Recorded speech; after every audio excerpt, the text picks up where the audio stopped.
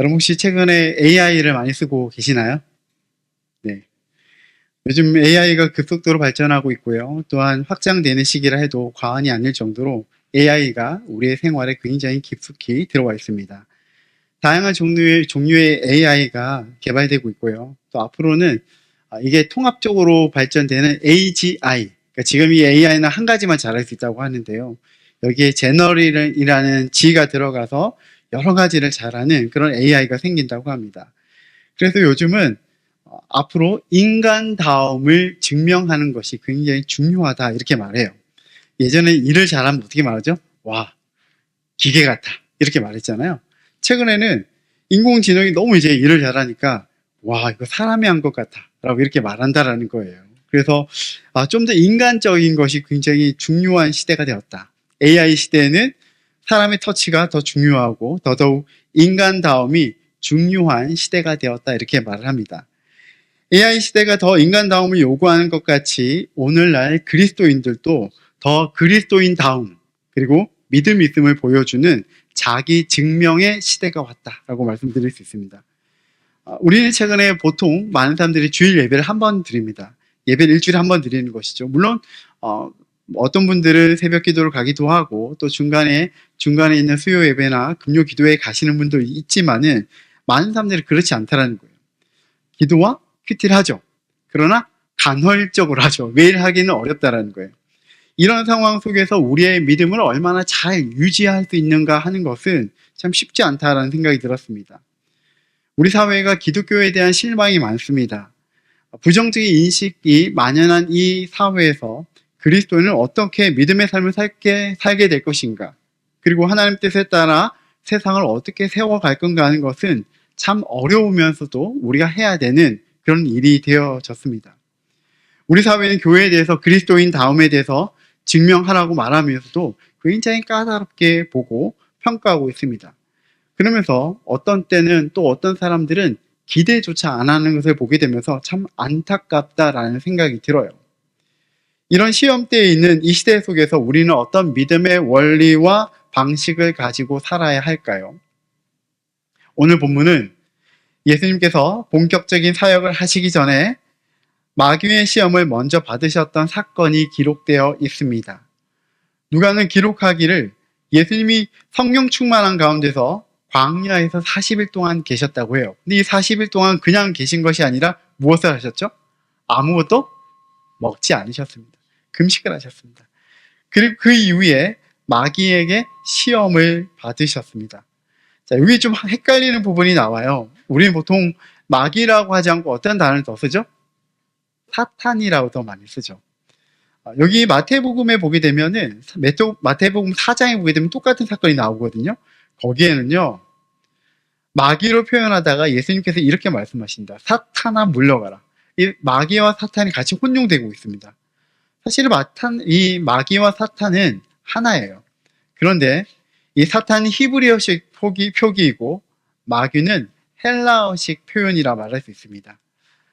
별로 관계없다라는 거죠. 예수님은 성령으로 충만한 상태였고 하나님의 아들이심에도 불구하고 인간의 몸을 입고 이 땅에 오셨잖아요. 그러니까 이 굶주림이 아무것도 아닌 게 아닌 것이죠. 굉장히 굶주림으로 해서 힘드셨지만은 그 가운데 이 마귀의 시험을 이기시는 결국 쉽지 않은 상황이었을 거예요. 오늘 저희 마이크 상태가 갑자기 좋지 않아서 이해해 주시면 좋겠습니다. 저도 막 왔다 갔다 합니다, 마음이. 예수님이 마귀의 시험을 어떻게 이기셨는가를 살펴보면서 우리 또한 그리스도인 다움에 대한 모습이 무엇인가, 그리스도인 다움이 뭔가, 자기 증명에 대해서 한번 살펴보면서요, 어떤 믿음으로 살아야 할까에 대해서 함께 살펴보고 싶습니다. 예수님의 시험 3가지에서 우리가 알아야 할 부분 3가지를 함께 살펴보고 싶습니다. 첫 번째는 나의 능력을 자랑하는 것보다 더 중요한 문제가 있다라는 것입니다. 마귀의 첫 번째 시험은 무엇입니까? 내가 만일 하나님의 아들이거든 어떻게 하라? 이 돌들을 명하여서 떡이 되게 하라, 이렇게 말합니다. 시험의 내용은 돌을 떡으로 바꾸어서 배고픔을 해결하라는 것이었습니다. 왜 이런 요구를 했죠? 예수님께서 40일 동안 굶으셨기 때문이죠. 3일을 굶으면은 담을 넘지 않을 군자가 없다라는 속담이 있습니다. 만약 어떤 사람이 40일을 굶었어요? 그러면은 모든 것이 다 먹는 것으로 보인다고 합니다. 저도 아직 40일은 금식해보지 않았기 때문에 잘 모르겠습니다만. 마귀는 이 점을 노리고 인성을 입고 오신 예수님에게 돌을 떡동이로 바꿔봐라. 그리고 이 떡을 통해서 먹어봐라. 이렇게 말하는 것이죠. 여기에 이런 전제를 붙여요. 내가 하나님의 아들이라면 이라고 시작하죠.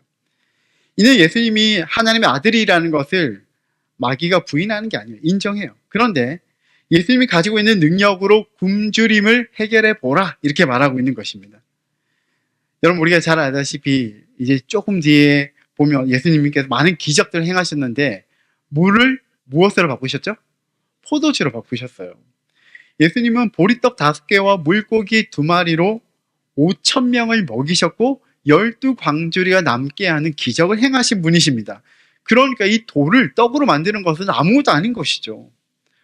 돌을 떡으로 만들라는 이 마귀의 유혹에는 더 깊은 함의가 있습니다.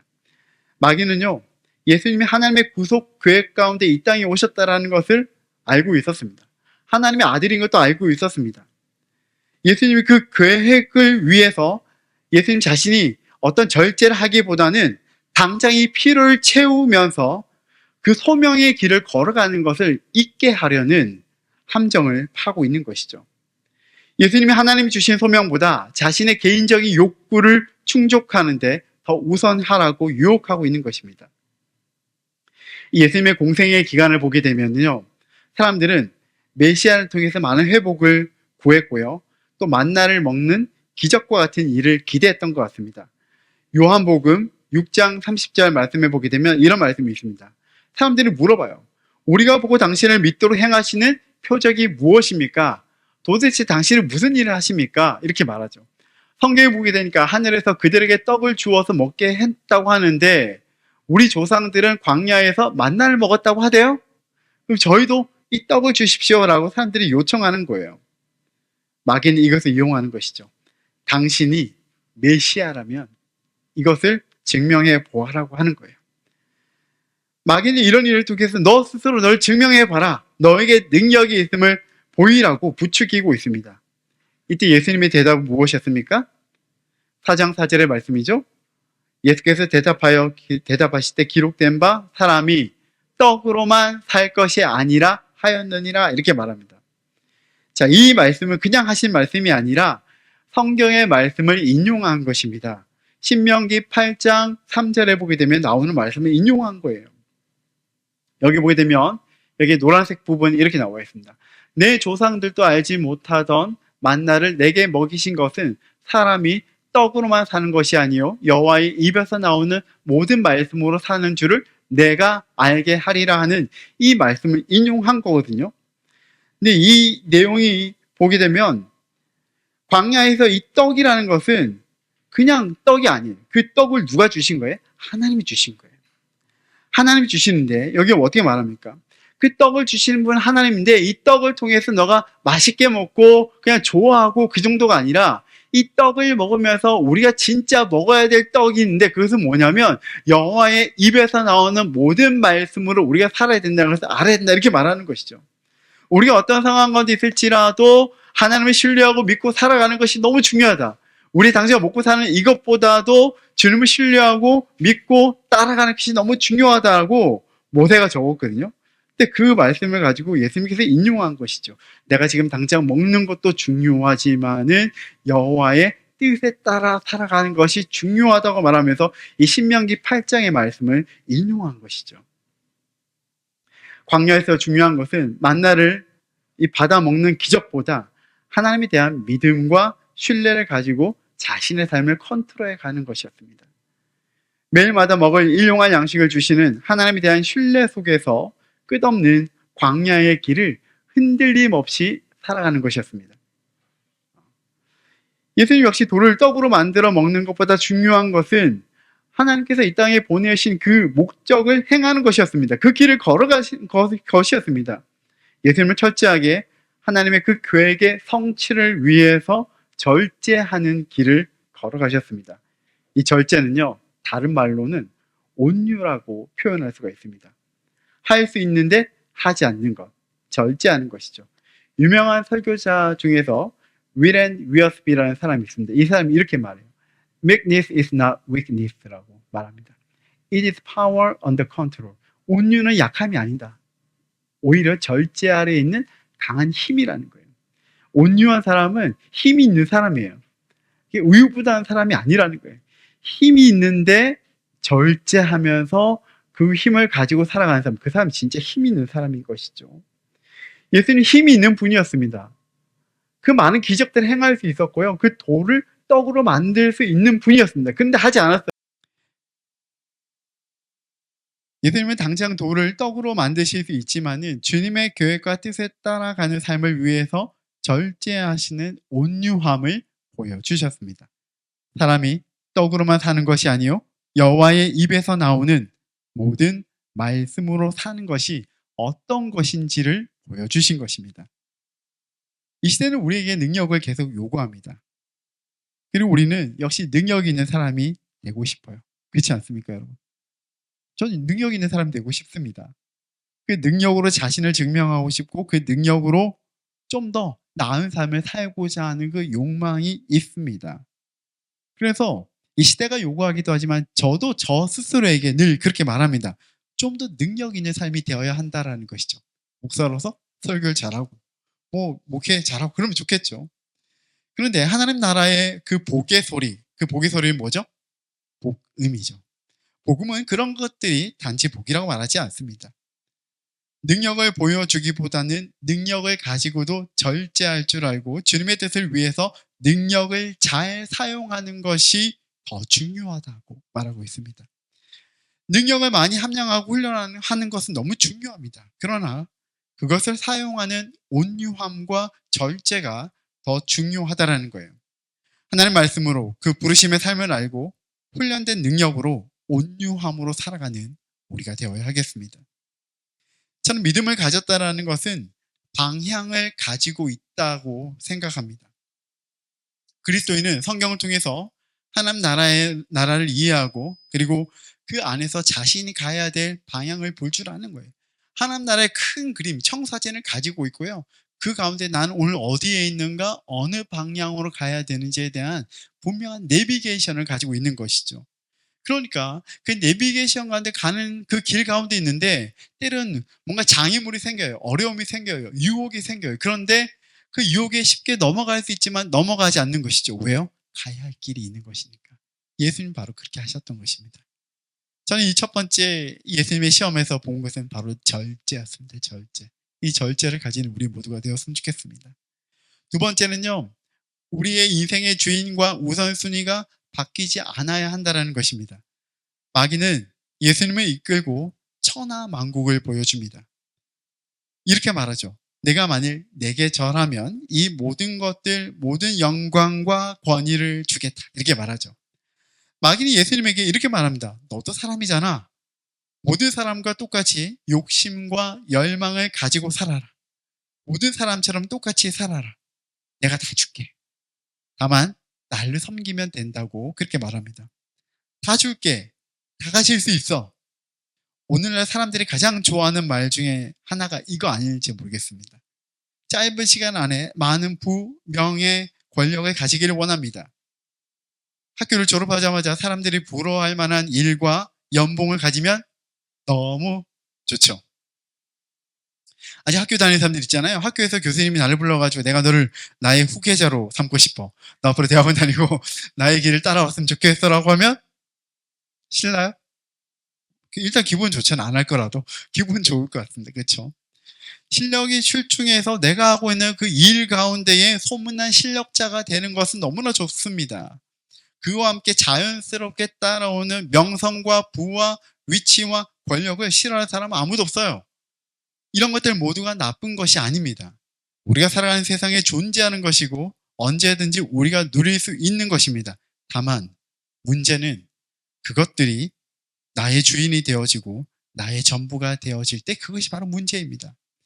제임스 스미스라는 신학자는요, 이런 책을 썼습니다. You are what you love. 이게 이제 습관이 영성이다라는 제목으로 바뀌었는데 책 제목이에요. 내가 사랑하는 것이 곧 너가 사랑하는 곳이 바로 너다 이렇게 말하는 것이고요. 또 하나의 유명한 책이 있는데 이 책은 한국말로는 하나님 나라를 욕망하라였습니다. Desiring the Kingdom인데 여기에 핵심 메시지 중에 이런 것이 있습니다. 우리는 사랑하는 것을 예배한다. 어떤가요? 맞는 것 같습니까? 돈을 사랑하면 돈을 예배하는 인생이 됩니다. 돈이 나쁜 게 아니에요. 돈은 필요해요. 그런데 돈이 우리의 주인이 되는 것이 문제이죠. 자신의 명예를 사랑하면 명예를 예배하는 인생이 된다는 거예요. 예수님은 하나님이시지만은 이 땅에 완전한 인간으로 오셨기 때문에 그 유혹으로부터 완전히 자유로울 수 없는 존재였던 것을 마귀는 알았습니다. 그러나 예수님은 쉽게 넘어가지 않았습니다. 신명기 6장 3절의 말씀을 인용해서 대답하십니다. 신명기 6장 12에서 14절의 말씀이 바로 이것이죠. 근데 여기 이렇게 말합니다. 내 하나님 여호와를 경외하고 그를 섬기며 그의 이름으로 맹세할지니라 이렇게 말하죠. 이 말씀을 인용해서 예수님의 대답은 이것입니다. 주 너의 하나님께 경배하고 다만 그를 섬겨라. 사람은 하나님을 예배하고 하나님을 섬기고 하나님의 명령에 따라 세상을 가꾸고 보존하는 청지기로 부르심을 받았습니다. 그런데 이스라엘 백성을 보게 되면 그들이 중요하게 여기는 그 많은 것들이 항상 문제였습니다. 이 시대에 가장 중요한 게 뭐가 있었냐? 많이 있죠. 그 중에 한 가지를 뽑는다면 다산이었고 또 하나는 다작이었습니다. 다산은 많이 출산하는 거예요. 다작은 뭐예요? 많은 작물들을 재배해서 풍년을 경험하는 것이죠. 근데 뭐 예나 지금이나 똑같은데 출산이 마음대로 되는 게 아니거든요. 농사를 지어서 풍년을 경험하는 것, 풍년을 맞이하는 것, 그것도 마음대로 되는 게 아니에요. 그러니까 이스라엘 백성들은 이런 것들이 필요할 때마다 하나님을 섬겨요. 그런데 하나님도 섬기면서 또 다른 신을 섬겨요. 아세라도 섬기고 뭐 많은 신들을 섬긴다. 왜요? 그 신들을 섬기게 되면 그들이 요구하고 원하는 출산 그리고 어떤 풍년들이 올까 하는 마음이었죠. 자신의 문제의 삶에 빠져서 부르심과 소명의 삶을 잃어버린 것입니다. 그 욕심은 다른 신을 섬기게 했습니다. 그때 하나님의 반응은 무엇이었습니까? 공의와 바로 잡음이었습니다. 선지자들을 통해서 강하게 경고해요. 벌을 내립니다. 그리고 마지막 날의 심판에 대해서 알려줍니다. 우리 하나님 어떤 분인가? 성경에 이렇게 나와 있습니다. 시기하고 질투하시는 하나님이라고. 출애굽기 34장 14절의 말씀 다 같이 한번 읽어볼까요? 시작. 너는 다른 신에게 절하지 말라. 여호와는 질투라 이름하는 질투의 하나님임이니라. 여호와 하나님 질투한 하나님이래요. 우리의 사랑을 원하시는 분이라고 말하고 있습니다. 어떤 한 교수님 여러분 선택해서 교육하면서 막 잘해줬는데 갑자기 다른 곳에 가면 그 교수님 얼마나 억울해 하겠습니까? 하나님이 당신의 백성으로 만드셨습니다. 그리고 인도하시고 사랑하시고 함께 하는데 만일 우리가 그 하나님의 사랑을 받고도 다른 것에 마음을 준다면 어떠할까요? 굉장히 하나님 마음은 아프시겠죠. 그때 하나님은 강하게 우리에게 경고하시고 심판하십니다. 그런데 그 모든 심판과 경고는 우리를 미워해서 우리를 죽이기 위해서가 아니라 우리에게 돌아오라는 사랑과 회복의 메시지를 주는 것입니다. 우리의 마음에 있는 것들을 비우고 우리의 욕심을 비우고 하나님을 사랑하는 마음과 하나님을 신뢰하는 믿음으로 채워가 보면 어떨까요? 우리의 삶에서 만나는 것들, 소유하는 것들은 하나님의 세상에서 있는 것들이죠. 하나님께서 창조하시면서 우리에게 맡기신 것들입니다. 소유하는 것이 문제가 되는 것이 아니라 그 소유가 내 인생의 목적과 우선순위의 첫 번째가 되는 것이 문제인 것이죠. 그러므로 순서가 뒤바뀌고 우리 인생의 주인이 뒤바뀌지 않도록 항상 조심해야 합니다. 그리고 부르심의 소명을 잃어버리지 않기를 바랍니다. 주 너의 하나님께 경배하고 다만 그를 섬기라. 세 번째는 무엇입니까? 세 번째는 자기 증명보다 믿음과 신뢰가 더 필요하다라는 것입니다. 마지막으로 마귀는 예수님을 예루살렘 성전 꼭대기에 데려가서 이렇게 말합니다. 내가 만일 하나님의 아들이라면 여기서 뛰어내려라. 그때 또 이렇게 추가해서 얘기를 해요. 기록되었을 때 하나님이 너를 위하여 그 사자들을 명하사 너를 지키시리라 하시라고 덧붙여서 말하고 있습니다. 마귀가 말씀 또 인용을 해요. 여기서 이게 예수님 말한 게 아니라 마귀가 인용한 말이거든요. 마귀는 능력을 보이라고 부추기면서 예수님의 구속 성취보다는 예수님 개인의 능력을 보여주는 것에 더 마음을 두게 합니다. 성전 꼭대기에서 뛰어내려라. 성전은요, 하나님을 예배하는 곳이었습니다. 그런데 그곳에서 예수님 개인의 능력을 보이라고 말합니다. 예수님께서 이 땅에 오신 이유, 그것을 잃어버리게 하려고 유혹하고 있습니다. 그런데 여기 마귀의 성경 인용을 보게 되면 조금 이상한 부분이 있습니다. 이 인용은요, 시편 91편 11절에서 12절의 말씀이거든요. 여기 있는 말씀 그대로 인용한 것은 맞는데 여기에 좀 약간 조작을 해요. 내 모든 길에서 이걸 빼버립니다. 너를 위하여 천사들을 명하사 너를 지키게 한다 이러면서 자기가 원하는 대로 딱 요리를 하는데 거기서 말씀을 딱 빼는 부분들이 생겼습니다. 이 시편 91편의 말씀은요, 하나님이 택한 백성들을 위해서 그 택한 백성들이 환난과 어려움 속에 있을 때에 그 가운데서 인도하여 내시기 때문에 거기에 목적은 뭐냐면 하나님의 능력을 찬양하는 거였습니다. 그런데 마귀는 이 용도를 바꿔버린 거예요. 어떻게 해요? 하나님 너를 지켜주신다. 그러면서 한번 뛰어내려봐라. 그러면 너를 구해주실 것이다. 그러면서 이렇게 말하는 것이죠. 정말 하나님 너를 사랑하신다면 한번 너가 뛰어내려서 증명해봐라. 이렇게 말하는 것이죠. 불신의 마음을 가지도록 유혹하고 있는 것입니다.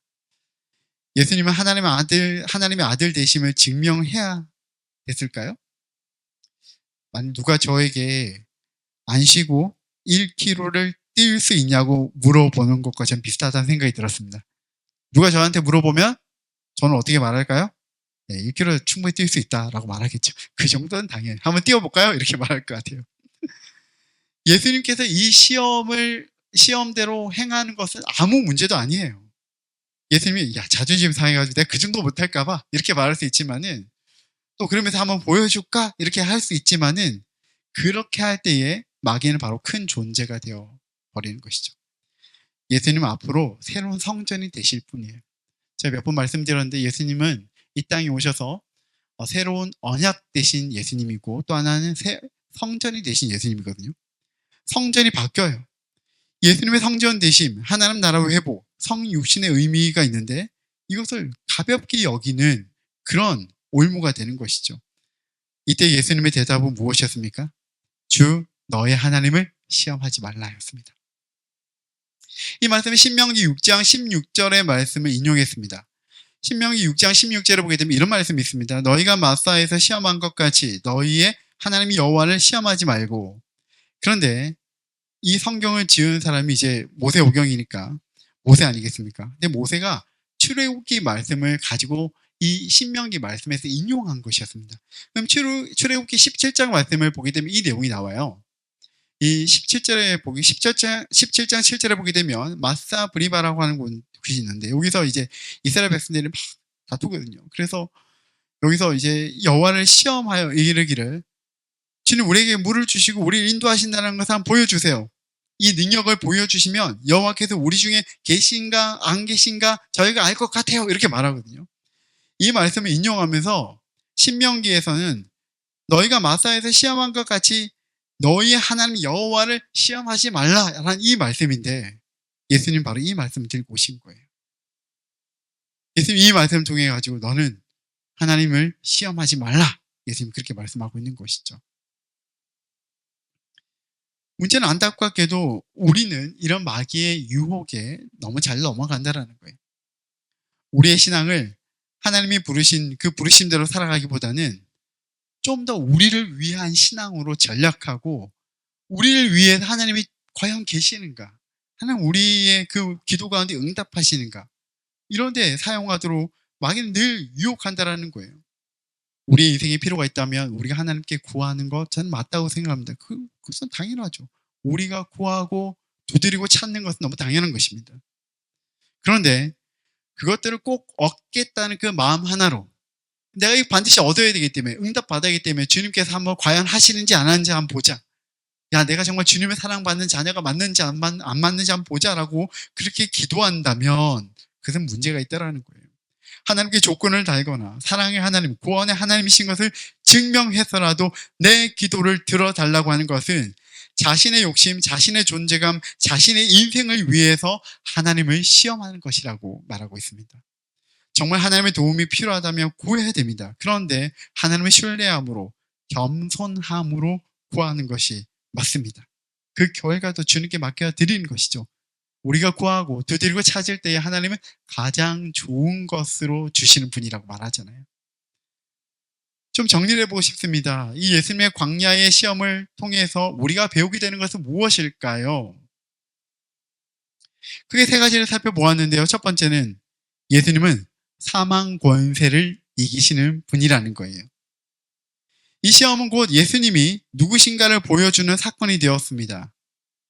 마귀와 사람에게 모두 말이죠. 예수님은 마귀와의 맞짱을 뜨신 거잖아요. 한 번씩 싸운 거예요, 제대로. 그리고 이기셨습니다. 마귀는요, 이 하나님과 예수님은 절대 이길 수 없는 존재라는 것이 각인이 된 거예요. 그 예수님이 우리의 믿음의 전쟁에서 이길 수 있는 유일한 구주가 되심을 알려주신 것입니다. 이 한판 승부로 이미 싸움이 끝난 거예요. 믿음의 전쟁, 우리 인생의 문제 해결에는 오직 하나님의 아들 예수 그리스도 외에는 방법이 없음을 성경은 우리에게 알려주고 있습니다.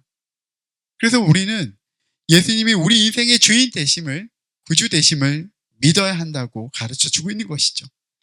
예수님은 마귀와의 싸움에서, 또한 사망과의 싸움에서 승리하신 분이신 줄 믿기 바랍니다. 그 승리하신 주님이 우리에게 생명과 자유를 주실 수 있는 분이신 줄 믿기 바랍니다. 두 번째는요,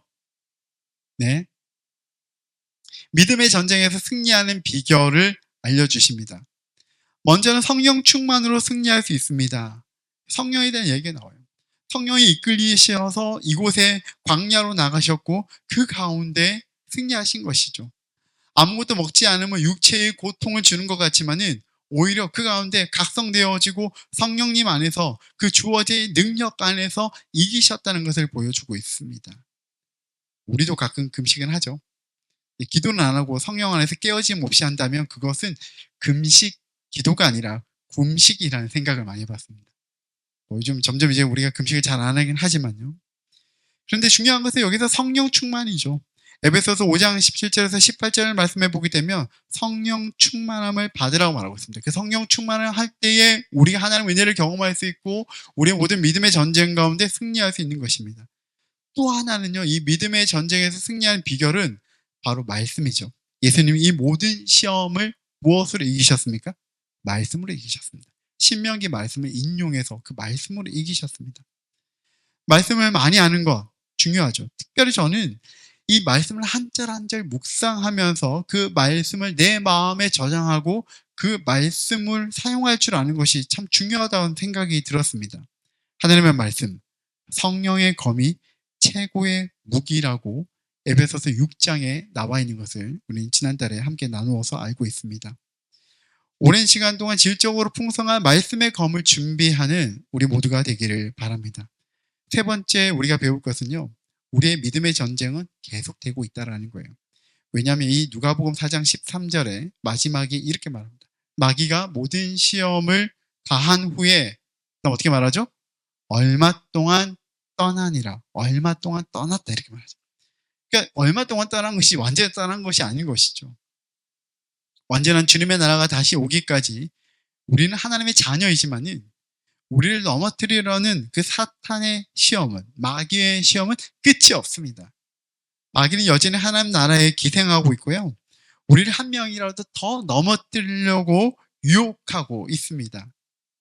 그래서 누가복음 21장 36절 말씀인데요. 이러므로 너희는 장차 올 이 모든 일을 능히 피하고 인자 앞에 서도록 항상 기도하며 깨어 있으라 이렇게 말합니다. 우리에게 계속 시험이 있습니다. 그런데 그 시험을 앞두고 어떻게 해야 된다고요? 항상 기도하고 깨어 있고 그 가운데서 그리스도의 이름과 권세 가운데서 항상 이겨내는 삶을 살아가는 우리 모두가 되었으면 좋겠습니다. 말씀을 맺고 싶습니다. 그리스도인은 어떻게 자기를 증명할 수 있을까요? 사람들은 자신들과 다름이 없는 그리스도인을 보면서 실망을 해요. 나랑 비슷한데? 다를 게 없는데? 나도 어렵고 힘들 때 나도 기도해. 어딘가에 기도해. 너도 기도하잖아. 그런데 뭔가 좀 다른 것이 없는 것 같아. 사람들이 그렇게 말합니다. 당신이 그리스도인이라면 뭔가 다른 것을 좀 보여주세요 라고 말하는데 그것이 보이지 않으니까 사람들은 실망하는 것이죠. 저는 사람들에게 보이기 위해서뿐만 아니라 우리가 정말 믿음이 있다면, 하나님의 백성으로 산다면 우리 스스로도 늘 증명할 필요가 있다고 생각이 되어집니다. 어떻게 해야 됩니까? 여러 가지를 살펴보았지만 성령 충만함이 필요한 것이죠. 주님의 뜻을 묵상하는 것이 중요합니다. 하나님의 뜻에 따라서 온유함으로 자기의 삶을 절제하고 조절하여 살아가는 삶이 필요합니다. 이 세대의 욕심과 요구에 따라 흔들리는 것이 아니라 부르심의 길을 걸으면서 오늘 주어진 일 속에서, 삶 속에서 거룩과 그분의 뜻을 지켜 행하는 것이 필요합니다. 우리의 필요를 위해서 하나님의 능력을 도구로 사용하는 것이 아니라 그분이, 주님이 우리의 삶의 목적과 이유가 되어지는 그런 삶을 살아갈 때 저는 이 증명을 할 수 있다고 생각합니다.